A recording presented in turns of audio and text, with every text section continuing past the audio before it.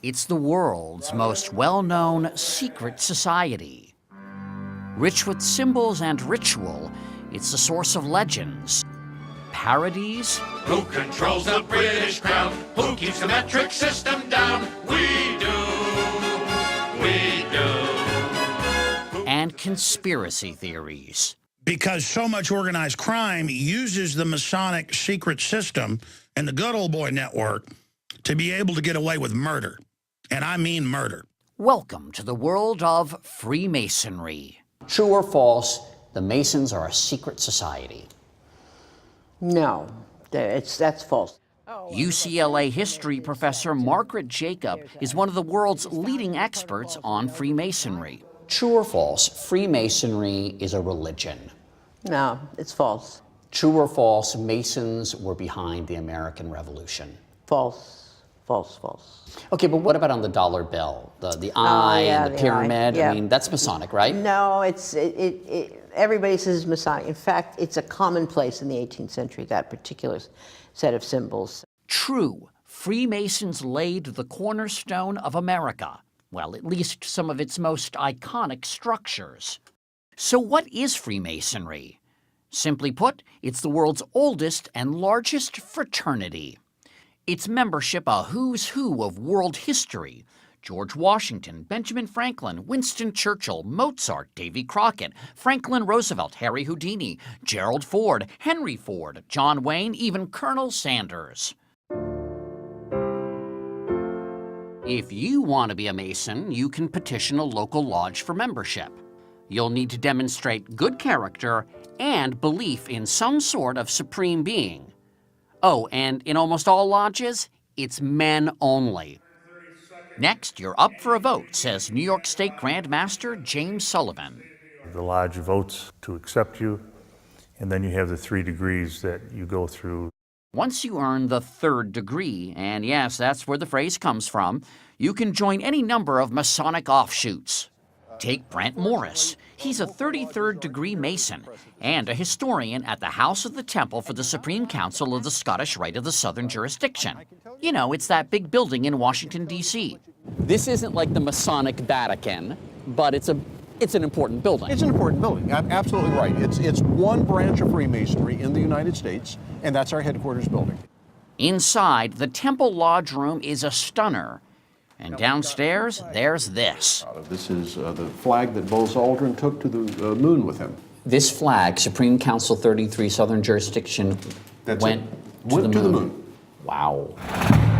Now, if tiny hats and small cars are your thing, then there are the party animals of Freemasonry, the Shriners.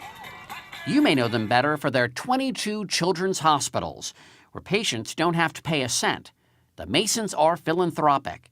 They reportedly donate $2 million to charity every day. Freemasonry began in medieval Europe as a guild for stonemasons, but lived on as a social organization. 1717, the first Grand Lodge is created in London. And now there are many men in these lodges that are not associated with the trade organization. They're gentlemen Masons. They're not stonecutters. They're not stonecutters. And so something has happened. A modern fraternity has been created. It wasn't long afterward that the conspiracy theories began. All these men with different neighborhoods, different professions, meeting in the cafe, breaking bread together, doing rituals. What could this be? So the response on the part of the authorities was, oh my God, this is a conspiracy. And so in 1738, Pope Clement XII issued the Catholic Church's first decree against Freemasonry, and it still applies today. In the U.S., Freemasonry flourished until its secrecy made it the object of suspicion here, spawning America's first third party, the Anti-Masonic Party. It elected 8 congressmen, but lost the 1828 presidential election to Andrew Jackson, a proud Mason. Let us pray. Today, Freemasonry has about 1.3 million members in the U.S., down from 4 million in 1959. Tell God and Heavenly Father, the supreme architect of the universe. Among the members today, African Americans, formerly relegated to a separate black-only branch of Freemasonry. And then there are members like those in Colonial Lodge number 1821 of Washington, D.C. Most of them are in their 20s, and some attracted to Freemasonry by Dan Brown novels and movies like National Treasure. They formed a new brotherhood called the Freemasons in honor of the builders of the Great Temple. Who here was sort of drawn by the mystery? I mean, I'll confess part of it. I think it's all. Yeah. I think all it's a combination of history, tradition, and mystery as well. You know there's ritual, but you don't know what it is. Exactly. And that, how can you not be? That's alluring. Yeah. I mean, that's the reason people joined Freemasonry and not the Rotarians. So what about those secrets? What would happen if I found out the secret handshake and I weren't a Mason? Nothing.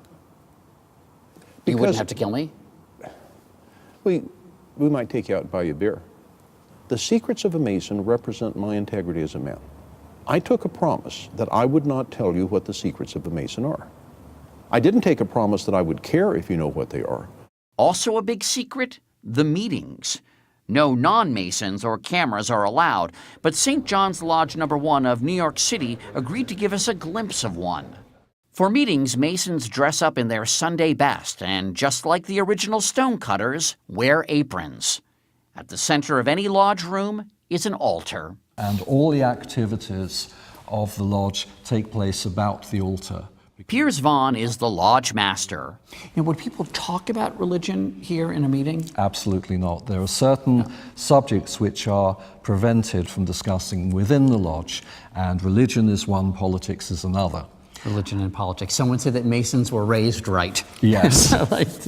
And then there are the ceremonies. Each one teaches a moral lesson related to the legend of one Hiram Abiff, the architect of King Solomon's temple. They can be a little unusual, as pointed out in this recruitment video. Even while blindfolded, try to concentrate on what you are asked, what is said to you, and what is happening around you. Everything will be explained to you in later sections of the degree. When a candidate comes in through the door, he's blindfolded because symbolically he's in a state of darkness, because Masonry is all about moving from darkness into Masonic light. That it's about being unenlightened and then enlightened? That's right. As for what happens after that, well, that's a secret. But for members, Freemasonry is about something much simpler. I have met a group of men that I enjoy being with. These are people that I go out to dinner with, we socialize together. They're guys I like to hang with. They're my friends.